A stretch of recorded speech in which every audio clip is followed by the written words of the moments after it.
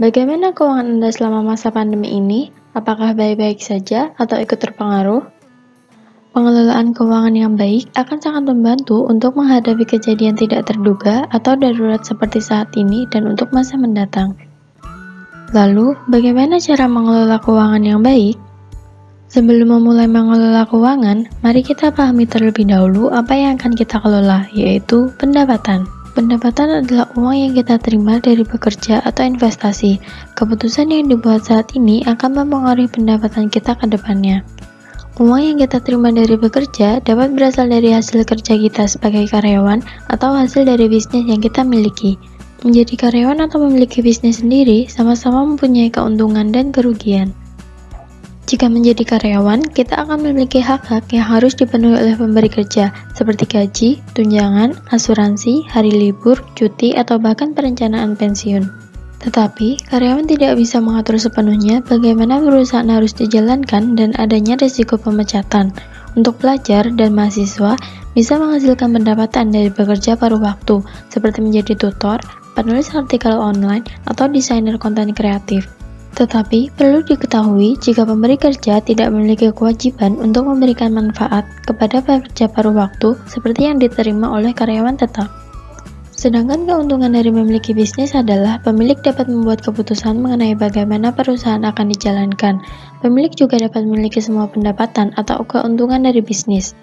Tetapi, jika bisnis gagal, uang yang diinvestasikan ke dalam bisnis mungkin akan hilang.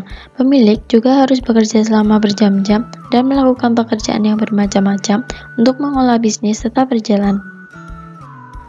Selain dari bekerja, uang juga dapat berasal dari pendapatan bunga dari tabungan, pembayaran dividen dari saham, uang pensiunan, dan lain-lain.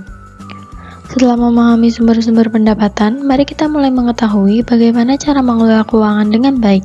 Berikut ini beberapa cara yang dapat digunakan untuk mengelola keuangan. Pertama, bedakan antara kebutuhan dengan keinginan. Hal-hal yang termasuk kebutuhan dasar adalah makanan, pakaian, tempat tinggal, pendidikan, dan kesehatan. Sedangkan kebutuhan yang lain termasuk pakaian yang berbeda untuk di rumah, bekerja, dan berpergian, lalu melaksanakan ibadah, dan lain-lain. Sedangkan keinginan merujuk pada hal yang diinginkan oleh orang-orang untuk alasan di luar kelangsungan hidup dan kenyamanan dasar. Hal-hal ini membuat orang-orang lebih menikmati hidupnya. Hal-hal yang termasuk keinginan seperti mobil baru, liburan, dan barang mewah.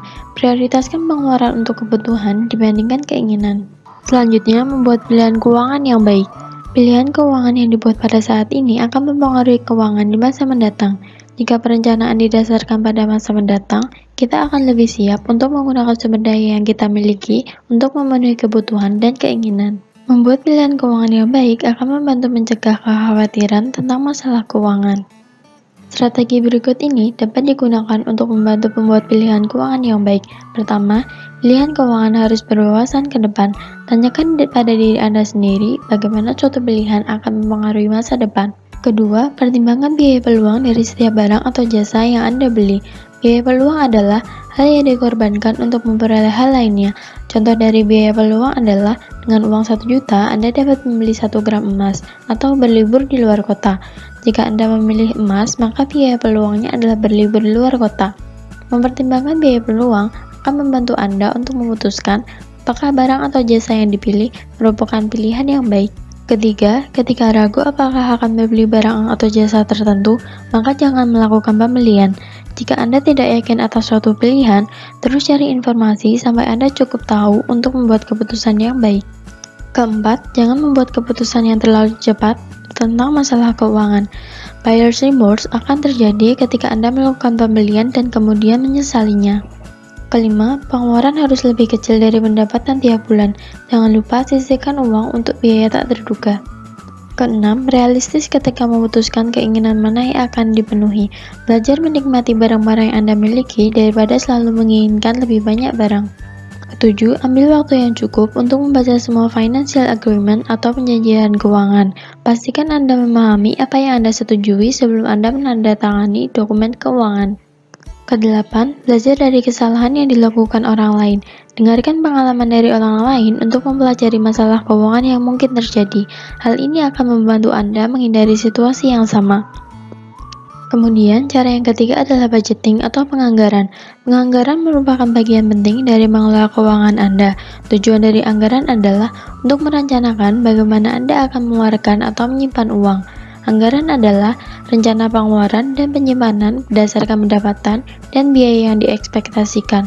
Anggaran berisi daftar biaya dan sumber pendapatan untuk membayar biaya tersebut. Untuk membuat anggaran, dimulai dengan melihat jumlah uang yang tersedia untuk dibelanjakan atau disimpan. Kemudian, putuskan berapa banyak dari jumlah tersebut yang akan disimpan dan berapa banyak yang akan dibelanjakan. Anda juga harus memilih barang atau jasa yang Anda rencanakan beli. Jangan lupa juga siapkan anggaran untuk pengeluaran tak terduga seperti uang duka. Sebaiknya, tentukan berapa jumlah uang yang disimpan terlebih dahulu sebelum mempertimbangkan biaya yang lainnya.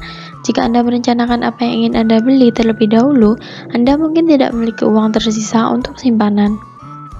Pengeluaran tak terduga yang biasanya terjadi adalah untuk pengeluaran kado atau sumbangan, uang duka, ketika sakit, musibah, dan terjadi kecelakaan. Ingat bahwa anggaran merupakan rencana, pendapatan, simpanan, dan pengeluaran Anda yang sebenarnya mungkin tidak akan benar-benar sama dengan yang direncanakan. Anda dapat membandingkan pengeluaran dan simpanan Anda yang sebenarnya dengan anggaran untuk mengetahui sebaik apa Anda dalam merencanakan. Proses ini akan membantu Anda membuat anggaran yang lebih baik ke depannya. Selanjutnya, melakukan pencatatan. Dengan membuat catatan yang baik akan membantu Anda menyiapkan anggaran yang lebih baik. Ada beberapa metode yang dapat Anda gunakan untuk mencatat pendapatan, pengeluaran, simpanan, dan investasi Anda. Pertama, pencatatan manual. Anda dapat membuat jurnal di kertas yang berisi daftar jenis dan jumlah pendapatan, simpanan, dan biaya. Kemudian, menggunakan Microsoft Excel atau Google Spreadsheet atau aplikasi-aplikasi yang ada di Play Store atau App Store. Cara yang kelima, membuat rencana keuangan. Rencana keuangan berisi tujuan pribadi yang ingin Anda selesaikan, juga berisi timeline untuk mencapai tujuan-tujuan tersebut dan metode yang akan digunakan untuk membiayai tujuan tersebut. Contoh dari tujuan pribadi adalah masuk ke perguruan tinggi, memiliki mobil, dan memiliki rumah. Untuk setiap personal goal, Anda akan memiliki financial goal yang berhubungan. Bayar biaya hidup, uang kuliah, buku, dan biaya lainnya ketika kuliah adalah contoh financial goal. Rencana keuangan lebih dari sekedar anggaran. Tujuan dari rencana keuangan ini adalah merencanakan pendapatan, pengeluaran, simpanan, dan investasi yang akan membuat Anda mencapai personal goal saat ini dan masa mendatang. Perencanaan keuangan merupakan proses formal. Hal ini termasuk memperhatikan situasi saat ini dan memikirkan mengenai masa mendatang. Hal ini juga membutuhkan komitmen jangka panjang. Anda harus melaksanakan rencana Anda dan melakukan monitor secara berjangka. Selanjutnya, cek tagihan dan bayarkan tepat waktu. Selalu cek tagihan yang menjadi pengeluaran rutin dan biasakan membayar tagihan-tagihan tersebut tepat waktu untuk menghindari denda yang akan menambah jumlah tagihan yang harus dibayarkan. Lalu, rajin menabung dan investasi. Menabung bukan hanya dapat membantu kita memenuhi kebutuhan saat ini dan masa mendatang, tetapi juga dapat menjadi sumber pendapatan tambahan. Sebelum membuka rekening tabungan, pastikan jika pendapatan bunga tabungan dapat menutupi biaya administrasi. Jika biaya administrasi lebih besar dari pendapatan bunga, maka nilai tabungan Anda dapat tergerus dengan sendirinya. Hasil dari investasi juga dapat menjadi sumber pendapatan tambahan, bisa dalam bentuk investasi deposito, emas, properti, obligasi pemerintah, saham, atau reksadana. Kedelapan, bijak dalam berutang. Utang di sini yang dimaksud bukan hanya berutang dalam bentuk meminjam uang kepada pihak lain, tetapi juga menggunakan kartu kredit. Untuk lansia, sangat disarankan untuk tidak berutang. Usahakan sesuaikan pengeluaran dengan kemampuan keuangan Anda saat ini. Lalu, jangan berutang jika hanya untuk tujuan konsumtif saja. Boleh berutang jika memang untuk memenuhi kebutuhan atau untuk tujuan jangka panjang, seperti kredit pendidikan, membeli rumah, atau modal usaha. Pastikan terlebih dahulu jika Anda mampu untuk membayar utang tersebut di kemudian hari, agar utang Anda tidak semakin banyak dan terjadi gagal bayar. Menerapkan banyak strategis atau strategi pembelian. Ada dua strategi dasar yang digunakan oleh konsumen ketika membeli barang dan jasa.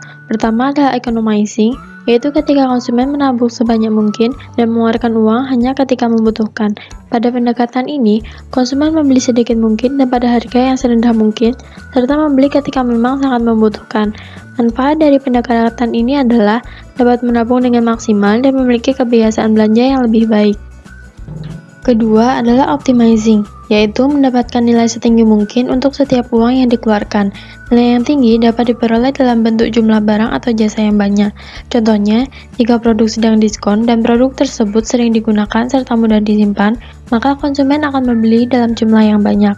Solusi yang terbaik adalah bukan hanya menggunakan salah satu strategi, tetapi menggunakan strategi di waktu yang tepat. Jangan lupa siapkan daftar belanjaan agar menghindari membeli barang yang tidak dibutuhkan. Kemudian, bandingkan harga barang yang akan Anda beli dengan memanfaatkan internet, diskon, serta promo. Selanjutnya, siapkan dana cadangan atau dana darurat.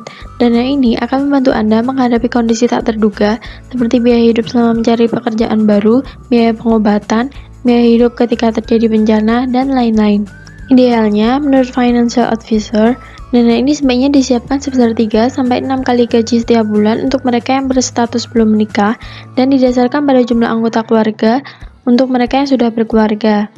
Misalnya, jika gaji Anda per bulan sebesar 3 juta dan anggota keluarga terdiri dari 3 orang, maka dana cadangan minimal adalah sebesar 27 juta. Lalu, manfaatkan asuransi. Asuransi akan melindungi kondisi keuangan Anda jika terjadi suatu hal yang tidak diinginkan. Terakhir, siapkan dana pensiun. Dana atau tabungan pensiun sangat berguna bagi para lansia yang sudah tidak produktif lagi dalam bekerja. Dana tersebut akan menjadi pendapatan rutin lansia untuk memenuhi kebutuhan hidupnya. Saat ini, sudah banyak lembaga keuangan yang menyediakan jasa tabungan pensiun untuk Anda manfaatkan. Itulah beberapa cara yang dapat digunakan untuk mengelola keuangan Anda dengan baik. Dengan mengelola keuangan yang baik, hidup dan keuangan Anda di masa mendatang akan lebih terjamin.